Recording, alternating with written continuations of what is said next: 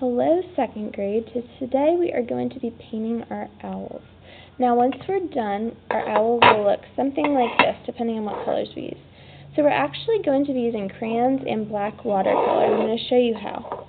So start by choosing a few colors and figure out where you're going to put them. So I'm going to start with my smaller areas first. I'm really pressing down on my clay. I'm not lightly coloring like this. This is the difference. If I'm lightly coloring, I barely see it. This, I'm really pressing down hard. You want to make sure you're doing that in every area, and you want to get rid of as much white space as possible. Now I'm adding stuff to the raised areas, which means areas that are sticking up highest.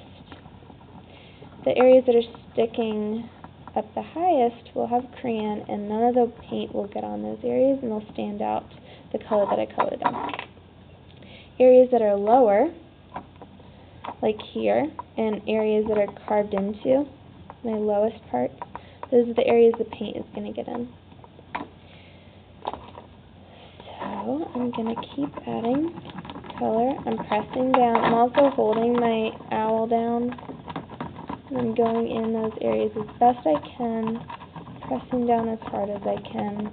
Don't want to break my owl, but I still want to make sure that that color gets on it really well. So it's sticking out. I still see some white spaces, but that's on purpose. I'm going to show you why in a minute. So I'm adding gray. I'm holding my crayon really with a tight grip in my hand, going over all my wing.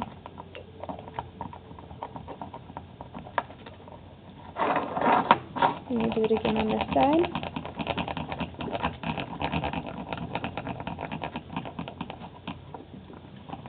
And around here. So you want it to be as much colored in as possible with the crayon. And then you're going to add black paint on top. So I'm going to take my brush, I'm going to get my black paint, my watercolor, and then I'm going to go over top of everything. And what's going to happen is all the spaces that are still clay are going to get painted over top. And you can go right over top of that color that you painted. The more water on your brush, the easier it'll spread. And it's going to make all those colors really pop out and stand out.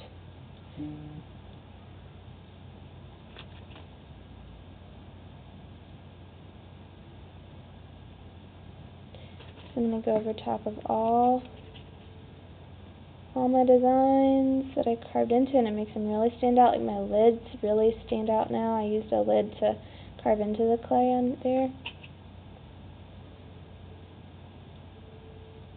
And then you are going to wrap your clay. When you wrap your clay, you are going to get a piece of newsprint. You're going to stick it in the middle, or you can stick it on the end, and you're basically just wrapping it. I'm wrapping it to get to the end, and then you're going to stick the ends around, and you're going to get a piece of masking tape. Now, I'm going to show you how to use masking tape. A lot of us don't know, and we know by someone showing us. So I'm going to hold my masking tape like this. So my 4 top fingers are gripped on. My thumb is going to be on top of the tape, and the tape is facing left to right, horizontal.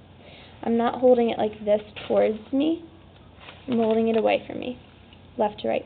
So I'm going to get my other hand, and I'm going to touch my thumb, and I'm going to pinch my fingers while I'm touching my thumb, and I'm going to rip toward me, and I tore off my piece of tape. Let me show you again. So you only need 2 pieces. Again, I get the tape, peel it off with my fingers, stab it at my thumb. I can't rip it from here, I don't get a good grip, so don't try to do this. Sometimes it works, sometimes it doesn't. To guarantee that you're going to get a good piece of tape every time, you need to make sure you're tearing it next to your thumb. So I show you that one more time. Tear it off, thumb, fingers pinch, tear it towards you, and a nice piece of tape. Alright guys, I'll see you next time.